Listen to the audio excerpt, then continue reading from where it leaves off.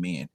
I want to talk now how people are starting to turn on His Excellency Turkey Al Sheikh, because Turkey Al Sheikh is doing what a lot of people accuse the promoters and fighters of doing, and he's trying to get rid of the politics that goes along in boxing and try to make the best fights. But now what's going on, you're starting to see who the real problem is. It's starting to look more and more like it's the fighters. Well, it appears that Top Rank has stepped aside. It looked like Golden Boy has stepped aside. It looked like Matchroom has stepped aside in Queensberry and allowing certain fights to be made. No more hide behind networks and promoters. Now it's just looking like it's just solely the fighters and their fanboys, their fanny boys. So now all of a sudden, Turkey Al Sheikh has became an enemy to some fanboys, in particularly of Tank and Canelo. Canelo, who constantly keeps turning down money to take on, the best competition. Well, first of all, the fighters were hollering about the money is a problem. Okay, so the money is there. What's the problem now?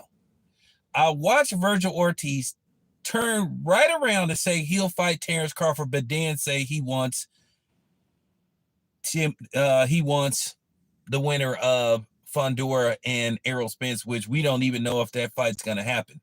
And it looks like Fundora did what we all suspected that he did, him and his team and his promoter, that they lied about his broken nose, his extended broken nose, when I said it only takes 2 to 3 weeks for a broken nose to heal.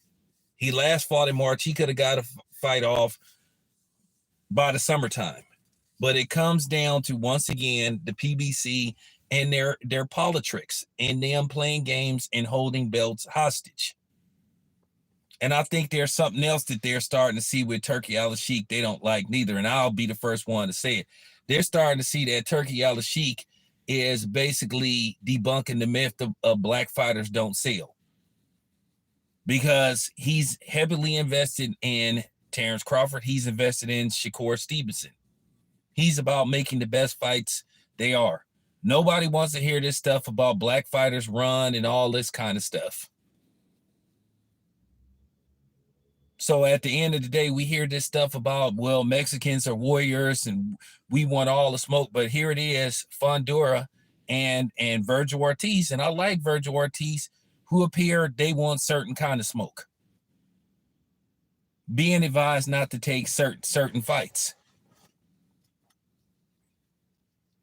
Terrence Crawford leads to a big payday and a lot of notoriety. Who cares if you loses? Doesn't matter. Fundora got knocked out and he bounced back. That's what boxing is all about. And this is the difference between boxers of yesteryear and these fighters now. They don't want, they want the easiest path to money and fortune and celebrity status. Where guys like Sugar Ray Leonard, Thomas Hearns, Roberto Duran, Larry Holmes, those guys worked for it. Now, when Sugar Ray Leonard came out of retirement the first time, Sugar Ray Leonard kind of did move around funny. But before the eye injury, Sugar Ray Leonard wanted all the smoke. But these dudes now, it's like, my God, if you are worried about fighting certain type of styles or certain type of fighters, then you in the wrong sport. Win, lose, or draw. That's what boxing is all about. You knew what you signed up for. It's a combat sport. But what it is just proving to people, and it's just proving to the world, well, Crawford have all these naysayers and these haters. You see the actual fighters in the weight division he's in, 154, they're still hesitant to get in the ring with him, which further proves that he won that fight last week. Because if Crawford got exposed, then people would be saying, oh, Crawford got exposed. I see some things that I can exploit. You didn't hear Virgil Ortiz say, man, I want Crawford. Man, give me Crawford. He did everything but talk around fighting Crawford. You have not heard anybody after that fight, because they know Crawford won that fight, say, I want Terrence Crawford. You ain't heard Tim Tszyu say, I want Terrence Crawford. You have heard none of these 154 guys really flat out call out Crawford, not even Charlo. I know this boxing stuff. If they didn't think Terrence Crawford was a threat, you would have every 154 guy named mama. As far as Ryan Garcia goes, nobody cares about Ryan Garcia acting like he wants to fight Terrence Crawford. Ryan Garcia can't do nothing with Terrence Crawford. Ryan Garcia on his best day couldn't beat Terrence Crawford. Ryan Garcia would get the steroids beat out of him. Okay? Ryan Garcia would get put to sleep, and I would love it. I ain't making no videos with Ryan Garcia's name on the title, because that's what he wants of the video. Now, he ain't getting no free publicity from me, but I'll take a shot at him because he's a cornball. He's a goofy. He's a lame. He's a lame. So like I said before, this further proves that Terrence Crawford won that fight. I don't listen to these Terrence Crawford haters. At the end of the day, it's nothing but sour grapes and smelly pussy that these dudes are still mad that Terrence Crawford beat the Texas Steakhouse out of Errol Spence, and that's all it come down to. Yeah, I said it. I said it. That's just real talk. These dudes still can't get over, they still can't get over the Texas massacre. Not the Texas Chainsaw Massacre, the Texas massacre in which Bud put a monumental ass whooping on Errol Spence. So at the end of the day, they're still trying to discredit him. So for the people that's sitting up here saying that Terrence Crawford lost that fight, enough said.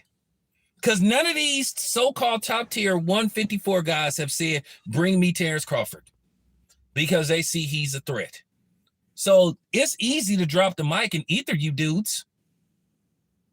I don't have to spend 3-4 hours making a stream trying to convince myself and trying to convince the people that listen to me that Terrence Crawford lost that fight. He didn't lose that fight. This further proves that he won that fight. Nobody is saying, I want Terrence Crawford.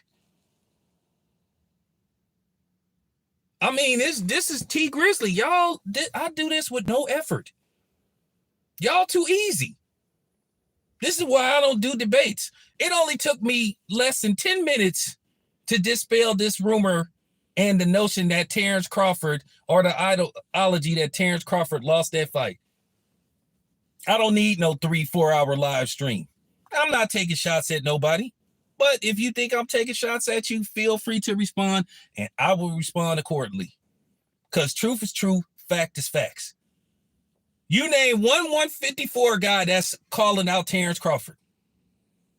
This is why we all know he won that fight.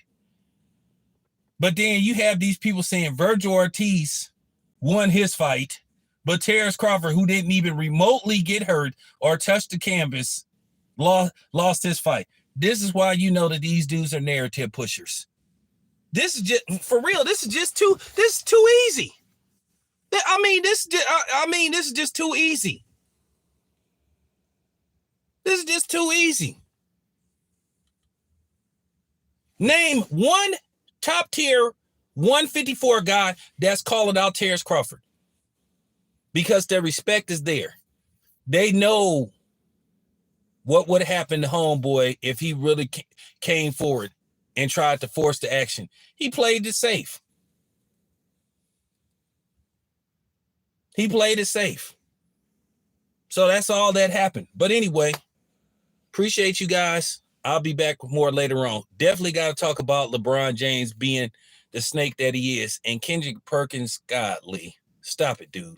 I'm out.